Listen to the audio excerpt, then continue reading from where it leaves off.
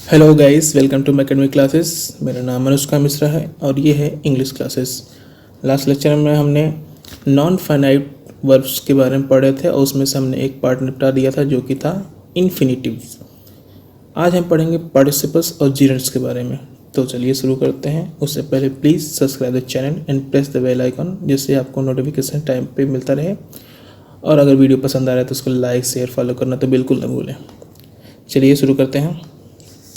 तो जैसे बताया मैंने, लास्ट लेक्चर में हमने इन्फिनिटिव पढ़ लिया था जिसमें टू लगता था, और नौ बेयर इन्फिनिटिव बताया था जिसमें टू नहीं लगता है, वो तो एक्सेप्शन था।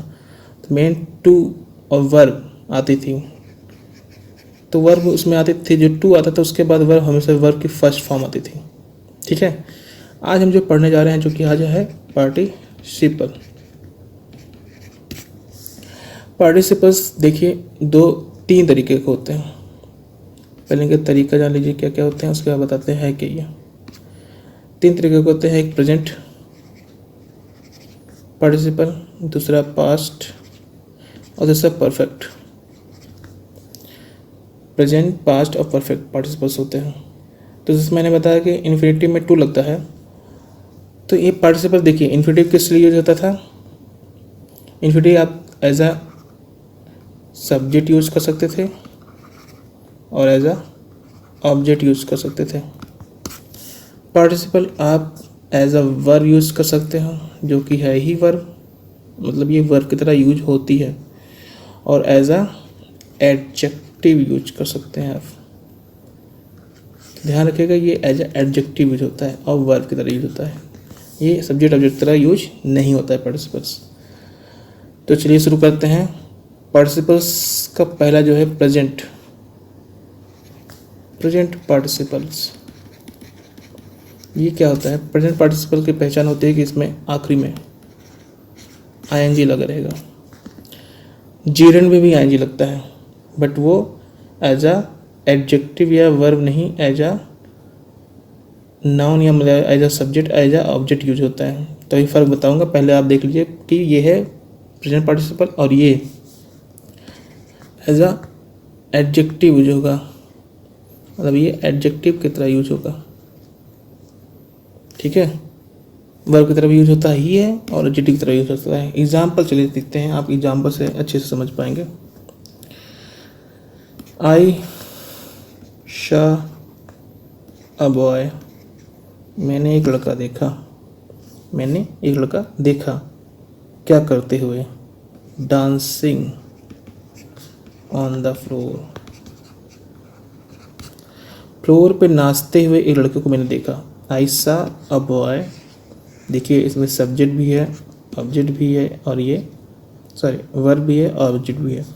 ये जो डांसिंग आ गया है, ये है देखिए, डांस में आईएनजी फॉर्म लगा हुआ है, डांस प्लस आईएनजी फॉर्म लगा हुआ है, तो बन गया डांसिंग। यही आपका है प्रेजेंट पार्टिसिपल। क्या है ये? Present participle. और उसके बाद तो ये पोजीशन और वो आ गया। तो ये जो आपका मेन यूज कर रहा है एज अ एडजेक्टिव यूज कर रहा है। एडजेक्टिव किसको ये डिफाइन कर रहा है? इस बॉय को। तो मैंने एक लड़का देखा, देखिए एडजेक्टिव क्या करता है? नाउन को या प्रोनाउंस को मॉडिफाई करता है। तो ये एडजेक्टिव किसको मॉडिफाई कर रहा है? इस बॉय को। तो मैंने जो देखा लड़का, वो कैसा था? डांसिंग ऑन द फ्लोर, वो डांस करते हुए था फ्लोर पे। तो ये डांस एज एडजेक्टिव काम कर रहा है, डांसिंग, और वो बॉय को मॉडिफाई कर रहा है। ठीक है, आई को नहीं मॉडिफाई कर रहा है। चलिए सेकेंड एग्जाम्पल देखते हैं इसका।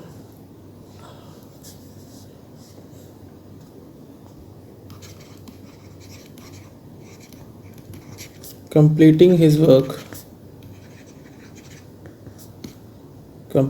work he moved away। completing his work he moved away, अपना काम कंप्लीट करते हुए वो चला गया। तो देखिए इसमें आईएनजी फॉर्म लग रहा है, जो इसमें एक चीज़ है कि ये कंप्लीट नहीं हुआ है। जब भी आईएनजी लगता है तो उसको इनकम्प्लीट ही बोला जाता है। तो काम जो वो कंप्लीट नहीं हुआ है, नॉट कंप्लीटेड, मतलब ये इनकम्प्लीट काम चल रहा है। जैसे वहाँ डांसिंग, वो डांस कर नहीं चुका था, पिछले लास्ट एग्जाम्पल में वो डांस कर नहीं चुका था, वो डांस कर रहा था। सेम यहाँ भी ये काम कर रहा था, तभी मूव ऑफ कर गया, मूव मतलब चला गया वहाँ से, काम कंप्लीट नहीं किया और चला गया। तो मतलब ये इनकम्प्लीट होते हैं प्रेजेंट पार्टिसिपल। आई होप आपको समझ आ गया क्या है कि इसमें आईएनजी फॉर्म तो लग रही है, बट एज एडजेक्टिव यूज हो रहा है। देखिए यहाँ भी एडजेक्टिव क्या है, completing his work, his work को ये एडजेक्ट कर रहा है, ही मूव्ड अवे, और वो चला गया। तो ये एज एडजेक्टिव यूज हुआ है और इनकम्प्लीट शो कर रहा है, कौन, प्रेजेंट पार्टिसिपल। अब दूसरा देखते हैं जो कि है आपका पास्ट पार्टिसिपल। पार्ट्स जो पास्ट है, पास्ट में क्या होता है, कोई भी काम जो पास्ट में हो चुका होता है या जो पास्ट में हुआ होगा वो क्या होगा, बीत चुका है, मतलब वो काम एक प्रकार से कंप्लीट माना जाता है ये। तो ये कंप्लीटेड वर्क होता है, कंप्लीटेड वर्क होता है। और इनके आखिरी में आता है ईडी फॉर्म, उसमें आईएनजी लगा था, इसमें ईडी लगता है, जैसे कि लीव का लीव्ड हो जाता है। तो ये हो जाता है आपका पास्ट पार्टिसिपल। चलिए एग्जांपल देखते हैं एक।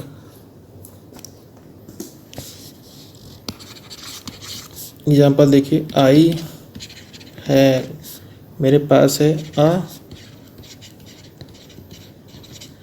कलर्ड कैलेंडर, मतलब रंगीन कैलेंडर है। आई हैव अ कलर्ड कैलेंडर। देखिए यहाँ पे आई हैव, ये हो गया आपका मेन वर्ब जो कि बता रहा है कि मेरे पास है, और क्या है, कलर्ड कैलेंडर। देखिए ये कलर्ड किसको एडजेक्ट कर रहा है, मतलब ये एडजेक्टिव है, किसको मॉडिफाई कर रहा है, इस कैलेंडर को मॉडिफाई कर रहा है। तो ये नाउन था, नाउन को मॉडिफाई करने वाला क्या कहलाता है, एडजेक्टिव। अब मैंने बताया था कि पार्टिसिपल क्या कैसे काम करते हैं, as a adjective, mostly as a adjective काम करते हैं। तो ये एग्जाम्पल हो गया, I have a coloured calendar. दूसरा एग्जाम्पल देख लेते हैं, वी एट, हमने खाया था, क्या, लॉट ऑफ रोस्टेड मीट, हमने खाया था a lot of roasted meat. मांस क्या होता है, मीट होता है। तो देखिए नाउन को मॉडिफाई कर रहा है, उसको रोस्ट, पका हुआ, भुना हुआ, रोस्टेड मतलब भुना हुआ, उसको भुने हुए मांस को उन्होंने बहुत खाया था, अ लॉट ऑफ, बहुत सारे मांस, भुने हुए मांस उन्होंने खाए थे। तो ये रोस्टेड जो आया रहा है ये आपका पास्ट पार्टिसिपल है ही, प्लस ये आपका एज अ एडजेक्टिव काम कर रहा है, एडजेक्टिव तरह काम कर रहा है।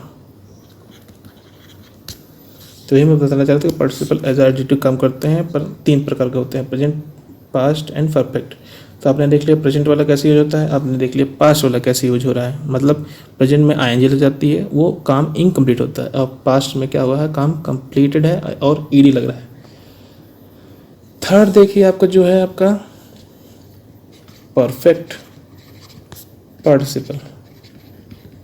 अब ये क्या है, काम पूरी तरह से परफेक्ट है, काम कंप्लीटेड, परफेक्टली कंप्लीटेड है, मतलब ये इनकम्प्लीट तो है नहीं, परफेक्टली कंप्लीटेड है।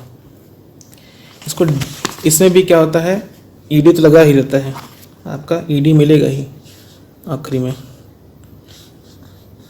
आपको ईडी मिलेगा, बट आगे इसके होगा हैविंग, क्या होगा, HAVING, हैविंग होगा, हैविंग प्लस वर्ब की फॉर्म में ईड लगा होगा। देखिए कैसे, एग्जाम्पल समझिएगा, having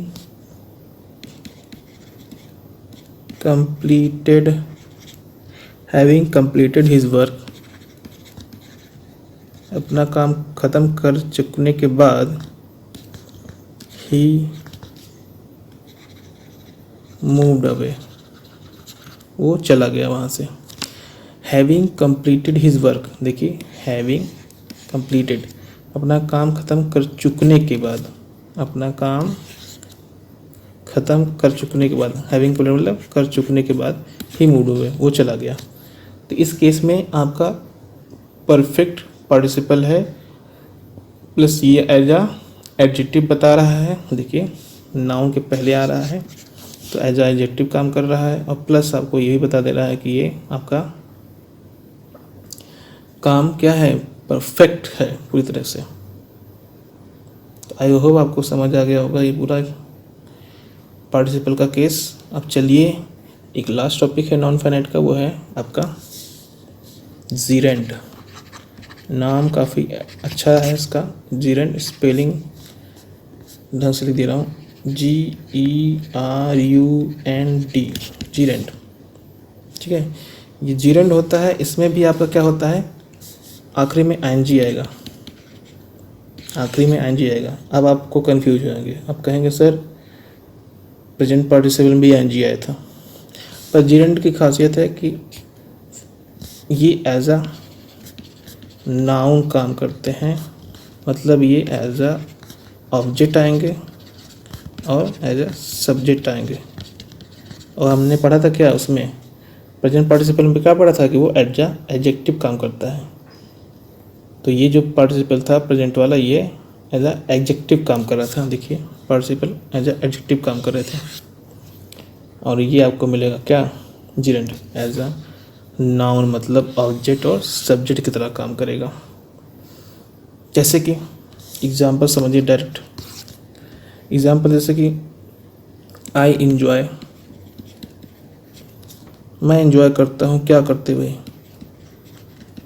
eating cake, eating cakes. मैं इंजॉय करता हूँ ईटिंग केक्स, केक खाते हुए। केक खाना मतलब केक खाना मैं इंजॉय करता हूँ, I enjoy eating cakes, eating samosas, eating pastries, कुछ भी आप बोल दीजिए, तो एज अ ऑब्जेक्ट काम कर रहा है ये, समझ रहे हैं। एज अ ऑब्जेक्ट देखिए कैसे, सब्जेक्ट है ये आई, ये मेन वर्ब है, और ये आपका एज अ ऑब्जेक्ट काम कर रहा है ईटिंग। तो आप कंफ्यूज ना हो जाइएगा कि ये जीरेंड है कि पार्टिसिपल है, दोनों में बहुत फ़र्क है। वो एज अ एडजेक्टिव काम करते थे और ये एज अ क्या कह रहे हैं, एज अ ऑब्जेक्ट काम कर रहे हैं, एज अ सब्जेक्ट काम कर रहे हैं। देखिए ये एज अ ऑब्जेक्ट काम कर लिया, एज अ सब्जेक्ट भी काम कर सकते हैं। एज अ सब्जेक्ट देख लीजिए एक बार एग्जाम्पल से, जैसे कटिंग, कटिंग ऑफ ट्रीज, पेड़ों को काटना इज बैंड, पेड़ों को काटना, काटना बैन है, मतलब रोका गया है, प्रतिबंधित है, पेड़ों को काटना प्रतिबंधित है। तो एज अ सब्जेक्ट भी काम कर सकता है, एज अ ऑब्जेक्ट भी काम कर सकता है। आई होप आपको ये समझ आ गया होगा जीरेंड, पार्टिसिपल्स और आपका जो था इन्फिनेटिव वाला पार्ट। तो नॉन फाइनाइट वर्ब्स में यही था, और वर्ब्स में जो थे यही सब है आपका। इसके अलावा वर्ब्स में और कुछ नहीं है। हाँ, वर्ब्स में आपके फॉर्म्स पता होने चाहिए। चलिए एक बार देख लेते हैं कि आपके वर्ब की, देखिए वर्ब की जो फॉर्म्स होते हैं, वर्ब की फर्स्ट फॉर्म होती है, वर्ब की सेकेंड फॉर्म होती है, वर्ब की थर्ड फॉर्म होती है, और वर्ब की फोर्थ फॉर्म होती है। इसी फोर्थ फॉर्म को एनजी फॉर्म भी बोलते हैं। अब इनका दूसरा दूसरा नाम भी होता है, जैसे कि ये आपका पार्टिसिपल्स, आपका सॉरी, ये होता है पास्ट पार्टिसिपल्स, पास्ट पार्टिसिपल कहलाता है, और ये आपका होता है परफेक्ट, वर्ब की थर्ड फॉर्म। देखिए कैसे दिखाते हैं, जैसे एक एग्जांपल ले लेते हैं। चलिए गो, गो का एग्जांपल लेते हैं। तो गो का वर्ब की सेकंड फॉर्म होता था वेंट, और ये थर्ड फॉर्म होता था गॉन, और आईएनजी फॉर्म तो गोइंग होगा ही, आईएनजी लग जाती है। ऐसे कुछ भी और एग्जांपल ले लीजिए आप, जैसे इंजॉय लीजिए, अभी आया था इंजॉय का इंजॉयड, थर्ड फॉर्म भी इंजॉयड होता है, और फोर्थ फॉर्म तो आपको जानते हैं आईएनजी लग जाती है, इंजॉइंग। तो ऐसे ही आप बहुत सारे वर्ब्स होते हैं। वैसे तो बहुत सारे वर्ब्स होते हैं, पर आपको कुछ वर्ब्स याद होने चाहिए जो मेन बहुत जगह काम आ सकते हैं। जैसे गो का हो गया, आपका इंजॉय हो गया, ईट हो गया, खाना खाने का, जैसे ईट, ये ईट फर्स्ट फॉर्म होती है, इसका एट सेकेंड फॉर्म जाती है, और ईटन थर्ड फॉर्म जाती है। देखिए ये ATE है और थर्ड फॉर्म में ईट EN लगा देते हैं आखिरी में, ईटन। और फोर्थ फॉर्म आप जानते ही हैं, ING लगा दिए, ईटिंग। तो ऐसे बहुत सारे मेन जो वर्ब्स होते हैं उनको आप याद कर लीजिए, उनकी फॉर्म्स याद कर लीजिए, काम आएगा आपको। एक बार में याद नहीं होगा, मैं जानता हूँ, पर आप इसको याद कर लेंगे, एक बार देखें, कई बार देखेंगे तो याद हो जाएगा। और भी वर्ब्स होते हैं, धीरे धीरे इसको याद हो जाएगा। और जब आप यूज करेंगे अपने लर्निंग प्रोसेस में, रीडिंग में या कहीं भी लिखने में, राइटिंग में, तो आप देखो धीरे धीरे इसकी प्रैक्टिस हो जाएगी, वो खुद ही याद हो जाएंगे हाँ कि यही होते हैं फॉर्म्स। तो एक बार आप ट्राई कर लीजिएगा, कोई बुक से, कोई यहाँ पे या कोई प्रिंट हाउस से वर्ब्स जो होती हैं मेन उसको ले लीजिएगा, अपने पास रख लीजिएगा और देखते रहिएगा जब भी आपको टाइम मिलेगा, और उसको प्रैक्टिस करिएगा अपने नॉलेज में लाने के लिए किसी भी तरीके से, चाहे रीडिंग में चाहे राइटिंग में। तो यही आपका था वर्ब, आज यहाँ पे एंड हो गया। इसके अलावा अगर मुझे कोई टॉपिक मिलता है वर्ब्स में रिलेटेड तो मैं ज़रूर बताऊँगा। फ़िलहाल के लिए तो इतना ही था। अगर आपको कोई और टॉपिक वर्ब में मिलता है जो मैंने नहीं पढ़ाया है तो आप बेझिझक अपने कमेंट बॉक्स में मुझे बताइएगा, मैं उस टॉपिक को भी इसमें इंक्लूड कर दूंगा नया वीडियो बनाकर। तब तक के लिए गुड बाय, टेक केयर।